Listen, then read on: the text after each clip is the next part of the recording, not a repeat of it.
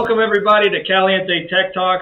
I am Service Manager Derek. With me again is my buddy Phil Sims, Master Tech, and Chris England, Master Tech. All right, we are on location tonight, believe it or not. Chris has been so gracious as to open the doors to his garage. The toy barn. Seems more like a hangout man cave to me. Might be what it is. And we have a live studio audience. We are moving on up. So studio audience, make some noise for us. Yeah! Yeah, that's how excited they are. They're getting into it. Our studio. Oh, and we forgot the voice. The voice is sipping coffee at the moment. Absolutely. Welcome, Nick, the voice. You're welcome. Did a good job getting us on remote. It's not easy. He brought his crew out on this nice, chilly Texas evening, but there's a fire going, the garage is rocking, and we're feeling pretty good. Did you have something to say, voice? No, we'll get better at it. Don't worry about it. We're learning. Yes, so for those of you who have watched us and followed us, we really appreciate it, and you'll be seeing hopefully more of these kind of remotes of some of the things we do, and you can see some of the toys that we like to play with and work on and enjoy in our off time from work when we're away from motorcycles. Speaking of subscriptions and things, we've realized that we've gone worldwide, and we very much appreciate that, so keep it up around the globe. I was thinking San Antonio level, but it is spaced out and gone everywhere, and we really love that. Yeah, thank you. Thank you, everyone. See, they're all appreciative. See, they're nice guys. So let's start off as we always do with our questions. We've had some great topics come up. We're going to hit a few of these now before we get to our main topic tonight. First question on the list, Phil, what you got there? What about no ethanol gas? What about no ethanol gas? So we had the gasoline question before. I'm not a gasoline expert. Are you guys gasoline experts? No, not an engineer. Mechanic, not engineer. So what I know about the no ethanol thing is on the older vehicles that don't want all the additives and things. They seem to work good. Old hot rods, I think you know about that, Chris. In my Buick, I tend to run the ethanol just because it doesn't get driven as much, so it tends to not gum the carburetor up as fast. It still will do it. Okay, and I know it's less rough on the plastics and rubbers and things like that in the fuel system, so that is a good thing. I know you can still get it around here at some service stations. It's significantly more expensive, though. It's 20, 30 cents more a gallon, but and I was also told when I bought my ride lawnmower to run that in the ride lawnmower because for the winter time, it's not as big a deal. I never thought about that. That's what they told me to run my rider. I just dump a can of seafoam in next year and hope for the best. Yeah, on all my older bikes, I run the lowest grade. And it seems they run perfect. But you get those 8-to-1 compression ratios. I mean, fine. I think our location has a lot to do with it too. Here we're not dealing so much with some deep winters and stuff like that. So that's true. We're a little bit kinder here. Our downtime is only a month or month and a half, so we don't really not have a riding season here. Yeah, I would say our downtime is mainly during the summertime, really. When it's really hot. When really hot. Yeah, we get about 2 months of downtime. Really hot and really cold. So that's about the limit of what I know about no ethanol gas. Yeah. If our studio audience disagrees with anything, they will pipe up because we work with these folks and they always have something to say. Of course, now they're going to look at their phones and not pay attention, but they'll chirp up at some point, I'm sure. Chirp. Yeah, there they go, chirping away. So next question, again related to gasoline. Man, we like the gasoline, don't we? My bike has been in the shop for 7 weeks. Just out of curiosity, random person that brought this in, is there any chance you had broken your arm and couldn't ride your bike and the shop was so generous as to store your bike for you for 7 weeks? I don't know if that's the case or not. It sounds like one I did a repair on. It kind of sounds like that, doesn't it? Yes, it's there, and he couldn't take it home. Okay, we'll get off to 7 weeks, though. We don't want to. This could be random. You should be fine for your 7 week bike in the shop for 6 or 7 weeks. You will be fine. You should not have to drain your fluid, your gas, any of the oil, and it's all fine. Because as I said, it was less than a month, and then you all corrected me very quickly because I bad-mapped. It's just less than 2 months, and you should be just fine with that, unless your gas was already 6 months old before you brought it in. Which I know it wasn't because that man rides his bike. Well, and not to mention, if it was at our shop, everybody's stuff gets brought in at night. It's nicely put away. It's tucked in. Cozy warm. Right? Yes. Disagree? Agree? Agree. We have a unanimous. We are unanimous. Okay. Well, so going on to the next maintenance topic question. My 2010 Limited is bone stock with 27,000 miles. I don't know the kilometer conversion. I'm sorry, international folks. I'm satisfied with the power, but I'd like the bike to run cooler. Would I benefit from a stage kit? If so, which one? That's a really good question. Want it to run cooler. So it's twin cam, we know that. It's pre-liquid cooling for the head, so we know that. Running cooler, yeah, if you tune it right. You tune it and get some temperature, but I don't know how much you'll actually notice it between your legs. Yeah, What? Speak up, voice. Couldn't we go with something with like a parade fan or something like that? Yeah, the Love Jug. Exactly, the Love Jug. Not a sponsor, but, you know. Yeah, airflow over the air-cooled motors is the most important thing. Now, granted, the stock maps are lean. They are for EPA reasons. It's how it is. Some of the race-only tuning you can do in them, you can richen up the mix, which does help cool the bikes a little bit. But depending on how you're riding and where you're riding, the heat from a air-cooled twin cam is hot. About 27,000 miles. That's what I said, 27,000 miles. I didn't know the kilometers version. Oh. Thank you, voice. Thank you, audience, for pointing me back. 43,000 kilometers. 43,000 kilometers. Thank you. I would go with the fans. I would go with this, a Love Jug or some version of that. The only downfall to the Love Jugs, in my opinion, is then your right leg gets all the heat blown towards it. It So does there's the give and take. You get what you give. Now, I am a fan of pardon the pun, fan of the fanned oil coolers for the older bikes like Ultra Cool. Mhm. They run on the thermostats. They kick on. So, oil coolers are really nice unless you're not moving, because then they ain't cooling. So you put the fans on them and they help with that, and that helps cool the motor down a lot as well. If your bike is running ridiculously hot, and remember, the surface temperature of your engine running is hot. You're going to burn yourself. If you don't think motors get hot, climb in your engine compartment and see how you feel on your car. It gets very, very warm. So displacing that heat is a good thing. Airflow, fanned airflow. Don't restrict airflow. I think fairing lowers. Fairing lowers are a big deal, in my opinion, in the summertime. Make sure they're open. Yeah. In the wintertime, some people close them, I get. But in the summertime, make sure they're open. Yeah, or lose them. Or take them off in the summer. If you're not a water-cooled bike, you can take them off in the summer and lose them. That's what I used to do. But as for a stage kit, it's not going to help you. It's not going to take away. It's not going to not help you. Heat-wise. It'll be more fun to ride. But it'll be more fun to ride. But if so, which one? I mean, yeah. They're more fun, that's all. It all depends on what you're looking for. Are you looking for torque? Are you looking for power?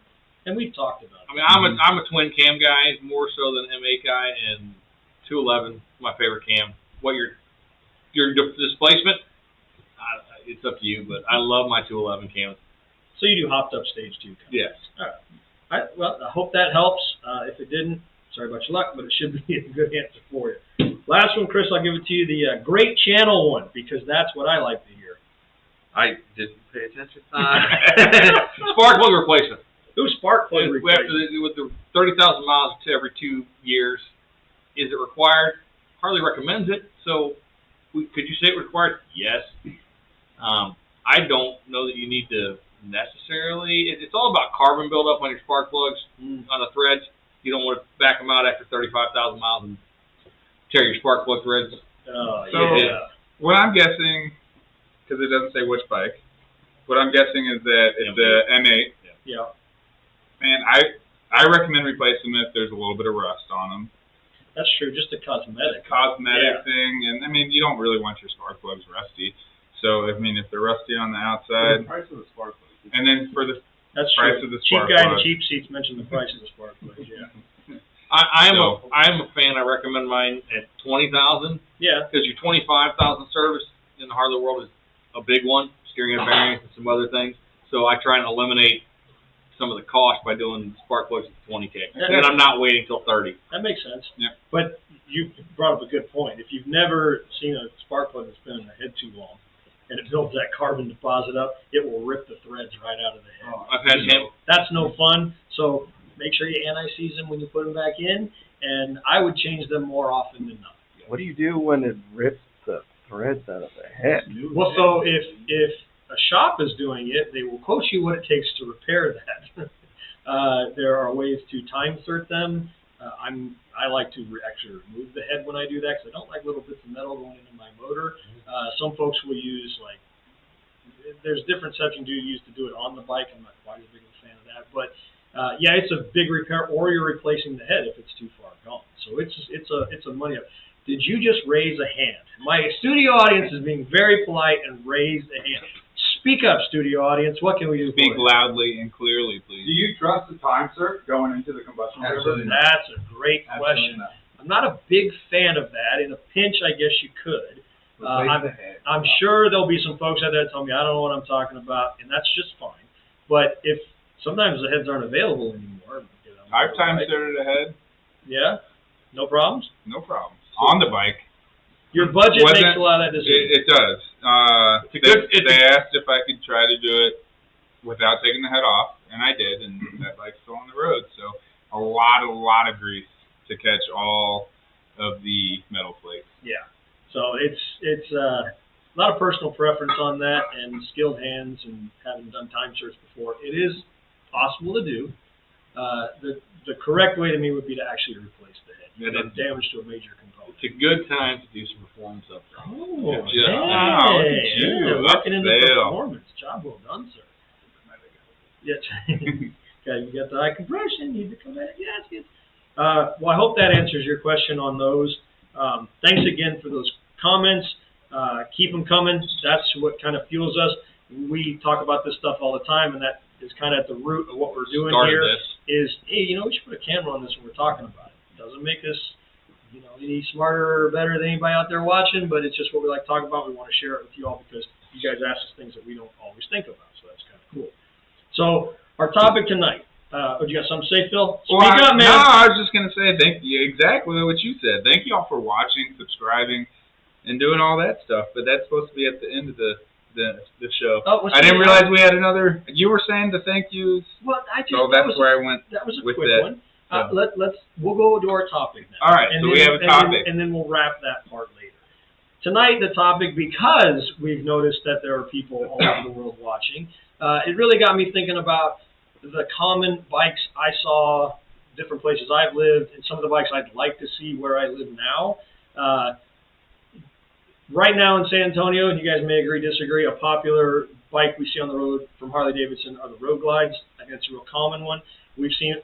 I've seen a bit of a change in the Road Glides from the big wheel, big handlebar style bike, more show bike, to the kind of, and I'm assuming, and we have a West Coast person here, the West Coast look of the T-bar. They get a little more racy, taller suspension, stubbier exhaust, shorter bags, things like that. Performance bags. bags. If you've ever watched King of the Baggers, which we had Recently here in Austin. there is a racetrack in Austin that's world renowned, and they do race King of the Baggers there, which is really fun to watch. You're seeing that trend more now. Finally. Finally. So West Coast really likes We're that. actually catching up. And see, I remember West Coast bringing us what we refer to as the Dynabro bike, which that was a popular one. Yeah. You were a You're touch of the welcome. I was Dynabro, a- were you not? Still is. I was a touch of the Dynabro. I mean, I had my Fat Bob. I went to single headlight fairing, T-bars, Thunderheader. No, yeah, you made some noise. Made some noise. But I'm gonna touch on what I've seen. Touch on me. Oh, well, I'm gonna touch. What I've seen Family show. living in San Antonio, and I think it really depends on what side, where you work, and everything. So I'm not big in the trapper community, but like the trapper community, and I mean, a lot of my friends ride Sportsters, and because I love Sportsters because they're the Frankenstein of Harley Davidson. You can do anything to a Sportster. So you see a little bit of the younger crowd riding Sportsters, making choppers. They're affordable. Swing arm choppers. They're affordable. Cafe Sporties. Yep. Easier to work on. I've lived up north. Up north, I see a lot, not necessarily newer bikes, but a lot of the older bikes. Or Now, when you say old, how old are we talking? I mean, we're going back to Panheads, to Evos, to twin cams, to Milwaukee 8s. I mean, Well, that's all. it's a little bit of everything. Milwaukee. Milwaukee. Oh, yes. Milwaukee. Someone had the benefit of actually snooping around Juno app for a little while in his professional career, so he saw it. He saw a lot of cool stuff. A lot of cool stuff. A lot of cool bikes and a lot of cool shows. Did you do one of the big museum deals? One of the parties they had at the museum?